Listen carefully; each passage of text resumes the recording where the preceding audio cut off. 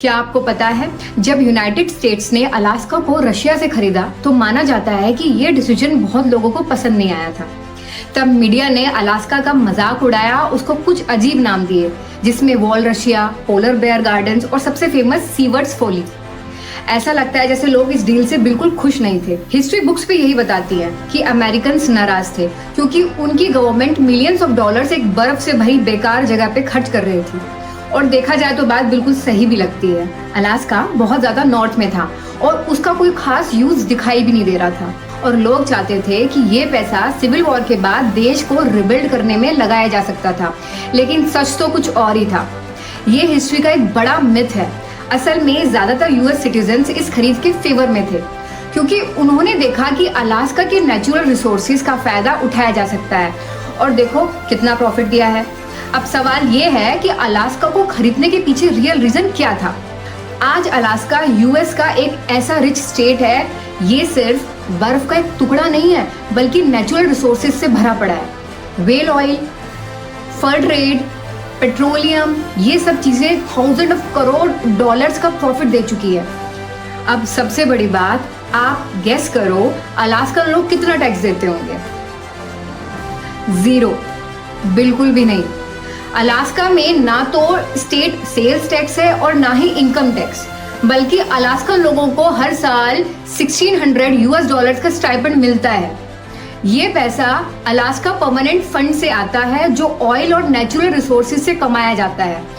$64 billion का fund बना दिया गया और इस वजह से लोग टैक्स नहीं देते बल्कि उल्टा पैसा लेते हैं।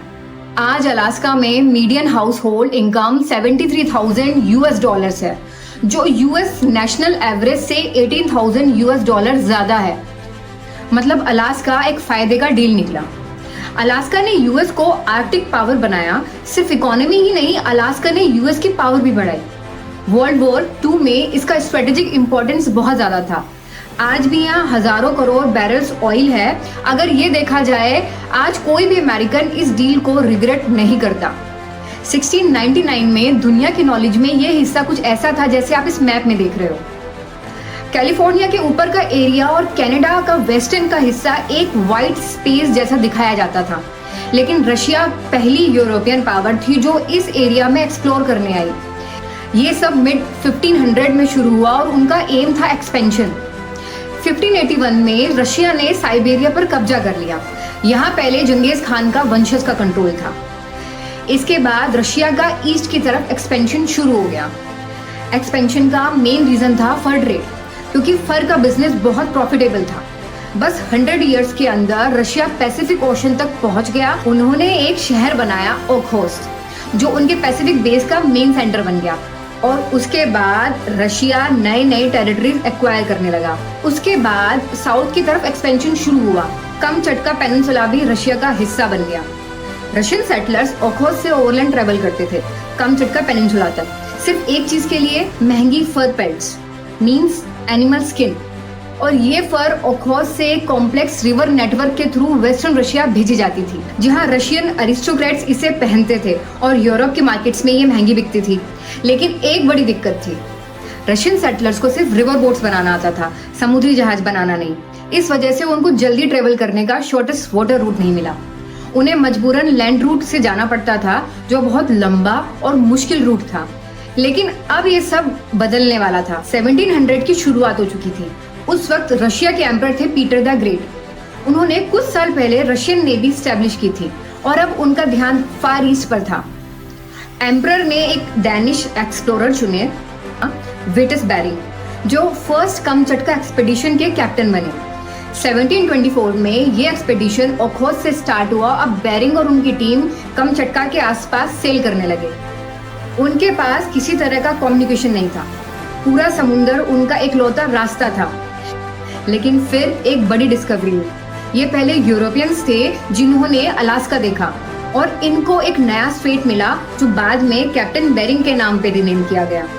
ये एक्सपेडिशन 3 साल चला और ईस्टर्न साइबेरिया का पूरा कार्टोग्राफिक असेसमेंट किया गया, मींस साइबेरिया का मैप बनाया गया। अब 1729 में ये वापस आ गए और ये पहली रशियन नेवल एक्सपेडिशन बनी।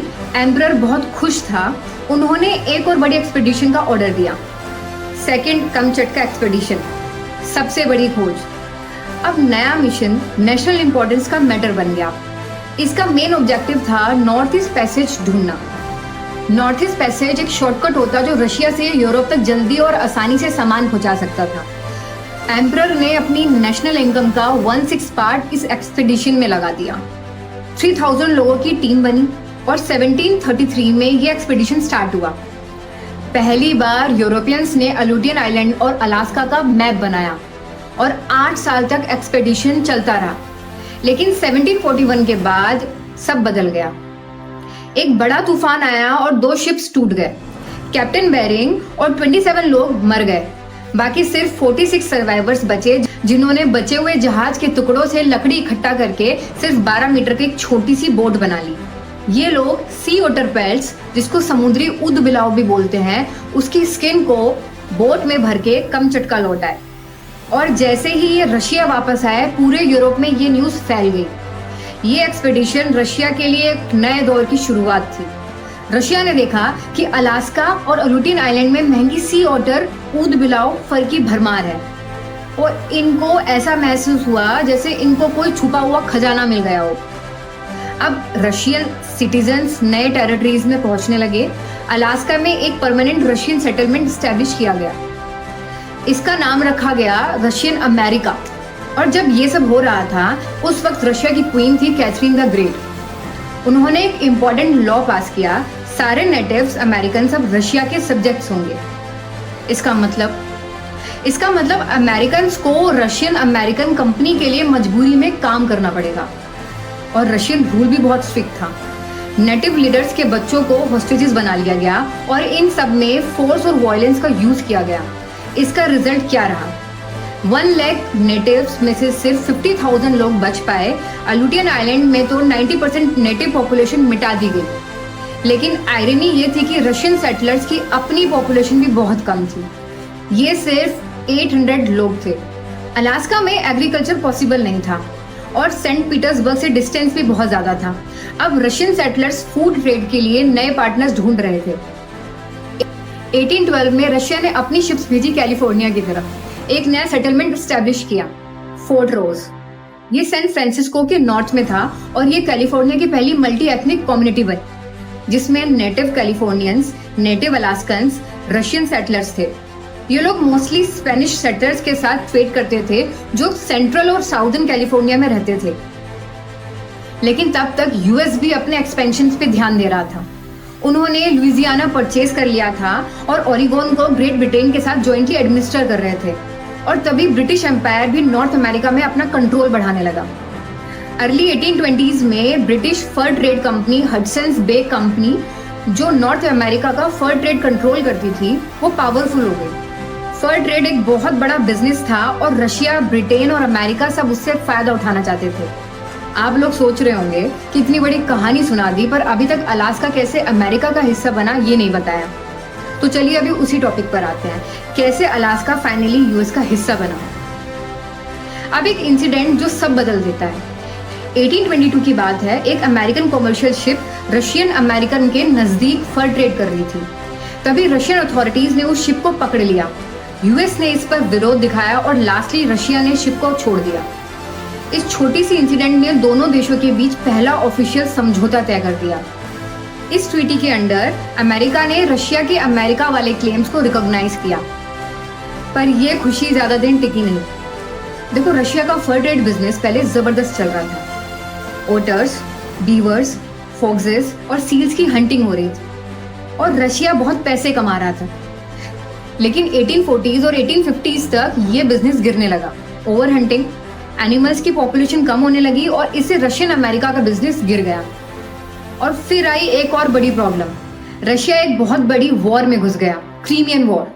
उसका सामना ओटोमन एम्पायर, फ्रांस और ब्रिटेन से हो रहा था। रशिया ब्लैक सी के वार्म वाटर पोर्ट्स तक पहुंच बनाना चाहता था, लेकिन ये वॉर उसके लिए महंगी साबित हो रही थी। और तभी ब्रिटिश नेवी ने रशियन अमेरिका के कुछ सेटलमेंट्स पर हमला कर दिया। रशिया समझ गया कि अब अलास्का को होल्ड करना मुश्किल है। न सिर्फ फाइनेंशियल लॉस हो रहा था, बल्कि ब्रिटिश एक्सपेंशन का भी रिस्क था। तो रशिया के उच्च अधिकारी डिसाइड करते हैं कि अलास्का को बेच दिया जाए। पर किस देश को? रशिया के पास दो ऑप्शंस थे। पहला द ग्रेट ब्रिटेन, लेकिन अगर रशिया ने ब्रिटेन को बेचा तो रशिया के सबसे बड़े राइवल और स्ट्रांग हो जाएंगे। और दूसरा यूनाइटेड स्टेट्स। अमेरिका भी ब्रिटेन का अपोनेंट था, तो ये रशिया के लिए बेस्ट ऑप्शन था। और तब रशिया ने एक बड़ा डिसीजन लिया, अलास्का अमेरिका को बेच दो। फाइनली अमेरिका के न्यूयॉर्क गवर्नर विलियम सीवर्ड इस डील को सपोर्ट कर रहे थे। उनका मानना था कि अमेरिका को पैसिफिक कोस्ट तक एक्सपेंड होना चाहिए। उन्होंने कहा, अलास्का सिर्फ एक आइस बॉक्स नहीं, यहाँ फर, गोल्ड और फिशरीज का पोटेंशियल है और ये चाइना जापान के साथ ट्रेड का गेटवे बन सकता है। 1859 में रशिया ने ऑफिशियल ऑफर दिया, लेकिन अमेरिका सिविल वॉर की तरफ बढ़ रहा था, इसलिए ये डील थोड़ी देर के लिए रुक गई। अब 1861 में अब्राहम लिंकन प्रेसिडेंट बने और विलियम सीवर्ड को सेक्रेटरी ऑफ स्टेट बनाया।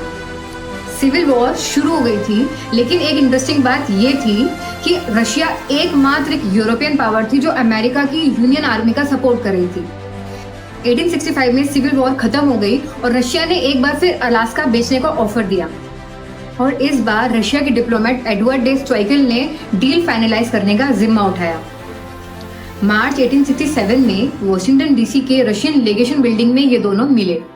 स्टॉइकिल के पास रशिया के एम्परर का क्लियर ऑर्डर था, अगर $5 मिलियन से ज्यादा पैसा मिल रहा है तो तुरंत बेच दो। लेकिन ये बात सिर्फ स्टॉइकिल जानते थे। सीवर्ड ने नेगोशिएशन शुरू किया। उन्होंने कहा, ज्यादा से ज्यादा हम 5.5 मिलियन तक दे सकते हैं। स्टॉइकिल अब अंदर से बहुत खुश हुए, लेकिन उन्होंने उस समय चुप रहना बेहतर समझा। अगली सुबह सीवर्ड ने 7 मिलियन का प्रपोजल दिया। कैबिनेट मीटिंग में थोड़ी छोटी मोटी बहस हुई, लेकिन किसी ने अपोज नहीं किया और मार्च 30, 1867 को डील फाइनल हो गई।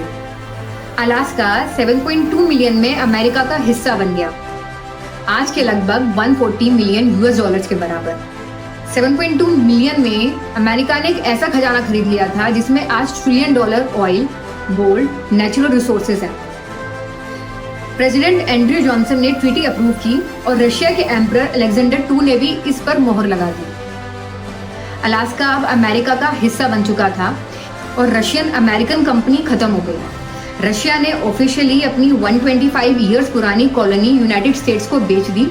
सभी रशियन सेटलर्स को ऑर्डर दिया गया कि 3 साल के अंदर या तो आप वापस चले जाएं या फिर अमेरिकन सिटीजन बन जाएं। और एक नए अमेरिकन टेरिटरी का नाम रखा गया, अलास्का, जिसका मतलब होता है मेनलैंड। लेकिन ये सिर्फ एक लैंड ट्रांसफर नहीं था, ये 425 मिलियन एकर्स की जमीन थी, यूरोपियन यूनियन के 1/3 साइज के बराबर, और प्राइस सिर्फ 0.02 पर एकड़, सिर्फ 2 पैसा पर एकड़। अब ये बार्गेनिंग थी या बेवकूफ़ी? आइए समझते हैं। अमेरिका में एक पॉपुलर बिलीफ था कि उनको पूरा नॉर्थ अमेरिका कैप्चर करना है। इस कंसेप्ट को मैनिफेस्ट डेस्टिनी कहा जाता है, लेकिन अलास्का का परचेज इस पैटर्न को तोड़ रहा था। अलास्का ज्योग्राफिकली अलग था, ऊपर से वहां का एक्सट्रीम वेदर, वहां सेटल करना मुश्किल था।